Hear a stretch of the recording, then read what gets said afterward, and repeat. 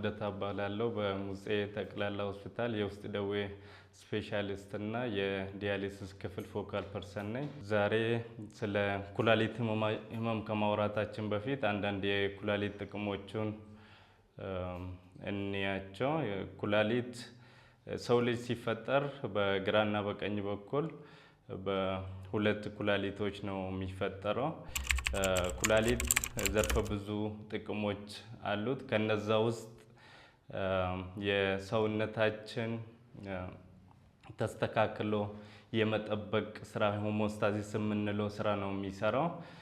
የግፊት መጠናችን፣ ሰውነታችን ውስጥ ያለው የፈሳሽ መጠን፣ የሰውነታችን ውስጥ ያለው የአሲድ መጠን፣ የስኳር መጠን፣ የተለያዩ የንጥረ ነገሮችን አስተካክሎ የመጠበቅና የመመጠን ስራ የሚሰራ ኦርጋን ነው።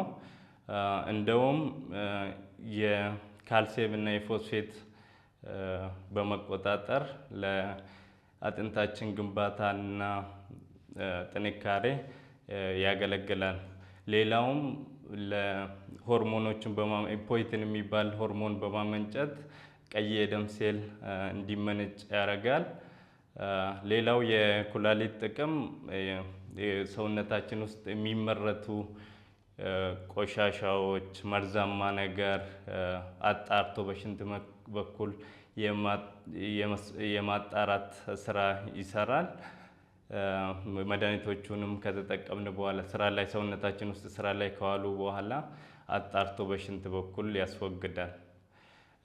የኩላሊት ህመም በዋናነት በሁለት ይከፈላል። አጣዳፊ የኩላሊት ህመም እና ዘላቂ የኩላሊት ህመም በመባል አኪት ኪድኒ ኢንጁሪ አጣዳፊ የኩላሊት በሽታ እና ዘላቂ የኩላሊት ህመም የሚባለው ሲኬዲ ክሮኒክ ኪድኒ ዲዚዝ በመባል ይከፈላል። አጣዳፊ የኩላሊት ህመም የምንለው በሰዓታትና በቀናት ሊመጣ የሚችለው የኩላሊት ስራ መቀነስ ወይ ስራ ማቆም ሲሆን፣ ዘላቂ የኩላሊት ወይ በጊዜ ሂደት የሚመጣ የኩላሊት ህመም የኩላሊት ጉዳቱ ከ3 ወር በላይ ሲቆይ የሚመጣ የኩላሊት ህመም አይነት ነው። የኩላሊት ህመም መንስኤዎች ብዙ ናቸው። ቅድም እንደከፈልኩት አጣዳፊ የኩላሊት ህመም እና ዘላቂ የኩላሊት ህመም የተለያዩ መንስኤዎች አሉት። የአጣዳፊ የኩላሊት ህመም የሚያመጡ መንስኤዎች የራሳችን የደም ግፊት መጠንና የሰውነት ውስጥ ያሉ የፈሳሽ መጠን የሚቀንሱ ነገሮች ናቸው። እነሱም የተለያዩ ህመሞች፣ ኢንፌክሽን ሊሆኑ ይችላሉ። ሌላው ኩላሊት ላይ ጉዳት የሚያመጡ ነገሮች ወይ ደግሞ የኩላሊት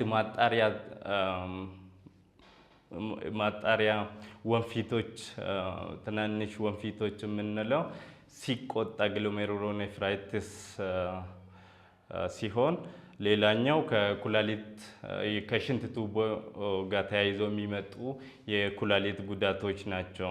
እነሱም የሽንት ቱቦ ኢንፌክሽን ሊሆን ይችላል፣ የሽንት ቱቦ መዘጋት፣ የኩላሊት ጠጠር። እነዚህ ነገሮች የአጣዳፊ የኩላሊት ህመምን የሚያመጡ መንስኤዎች ናቸው።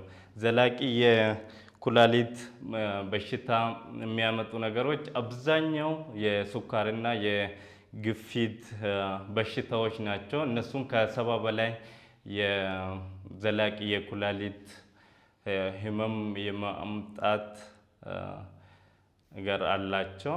ሌሎቹም ዘላቂ የኩላሊት በሽታ የሚያመጡ ነገሮች የተለያዩ ተጓዳኝ በሽታዎች እንደ ልብ በሽታ፣ የጉበት በሽታ፣ የኤችአይቪ በሽታ እና በዘረመል ወይ በቤተሰብ የሚተላለፍ ፖሊሲስቲክ ኪድኒ ዲዚዝ የምንለው ተደጋጋሚ መድኃኒቶች ስንጠቀም እንደ አይቦፕሮፌን፣ ዳይክሎፌናክ አይነት መድኃኒቶችን በተደጋጋሚ ስንጠቀም የዘላቂ የሆነ የኩላሊት በሽታ ሊያመጡ ይችላሉ። አብዛኛው የኩላሊት ህመሞች ምልክት የላቸውም። አብዛኛው የኩላሊት ህመም ምልክቶች በሽታው ከገፋ በኋላ ወይ ደግሞ የመጨረሻ ደረጃ ላይ ሲደርስ የሚመጡ ምልክቶች ናቸው።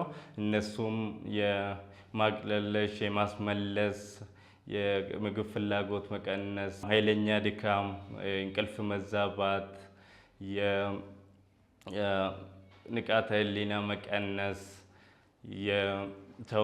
የቆዳ መድረቅ፣ ማሳከክ፣ የሰውነት ማበጥ፣ ብዙ ጊዜ አይን አካባቢ የሚታይ የጧት ጧት ስንነሳ የአይን አካባቢ እብጠት ያመጣል። ሌላው የደም ማነስ፣ የደም ግፊት መታየትና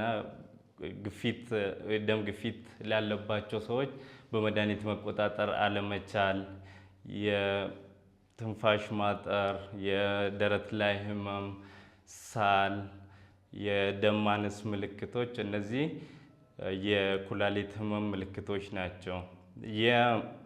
ስለዚህ አብዛኛው የኩላሊት ህመም ምልክት ስለሌላቸው በቀላል የሽንትና የሽንት የደም እና የአልትራሳውንድ ምርመራ በማድረግ በቀላሉ ማወቅ እንችላለን ማለት ነው።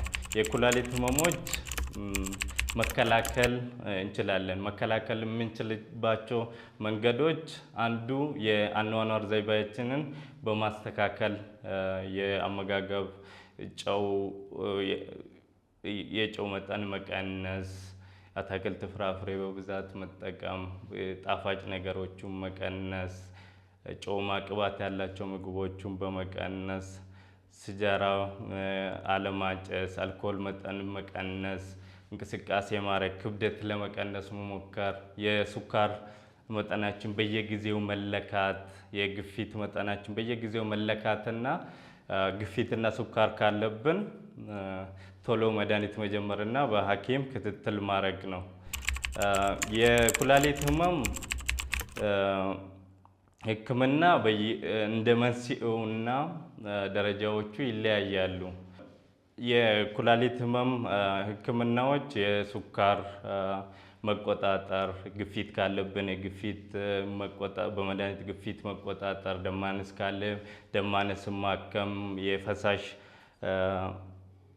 መጠራቀም ካለ በመድኃኒቶች ማከም፣ የአጥንት መሳሳት ካለ እነሱን ማከም። የኩላሊት ህመም የመጨረሻ ደረጃ ላይ ሲደርስ የምናክሙባቸው የህክምና መፍትሄዎች ሬናል ሪፕሌስመንት ቴራፒ ወይም የኩላሊትን ስራ የመተካት ህክምና ነው የሚሆኑ ማለት ነው። እነዚህ ሁለት የህክምና አማራጮች አሉት። አንዱ ዲያሊሲስ የምንለውና ሌላኛው የንቅለ ተከላ ህክምና ነው። ዲያሊሲስ ሄሞዲያሊሲስ የምንለው በእኛ በሙሴ ጠቅላላ ሆስፒታል የሚሰጥ ህክምና ነው። እነዚህም የዲያሊሲስ ሄሞዲያሊሲስ የሚባለው ህክምና በማሽን ደምን የማጣራት ስራ የኩላሊትን ቦታ ተክቶ የማጣራት ስራ ነው የሚሰራው።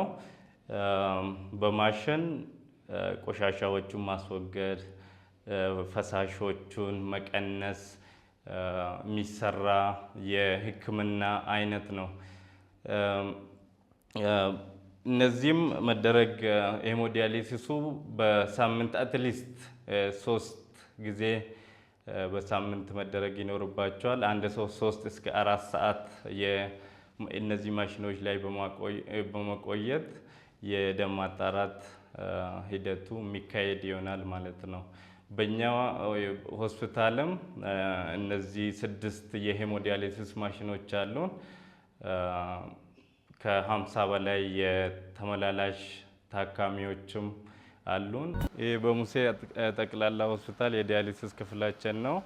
በዲያሊሲስ ክፍላችን ውስጥ 6 የሄሞዲያሊሲስ ማሽኖች ይኖሩናል። እነዚህ 6 የሄሞዲያሊሲስ ማሽኖች በ3 ዙር በቀን በ3 ዙር የሚሰሩ ሲሆን አንድ ታማሚ 3 እስከ 4 ሰዓት የሚቆይ ሲሆን የተኛ ታማሚዎች የ4 ሰዓት አገልግሎት እንሰጣለን።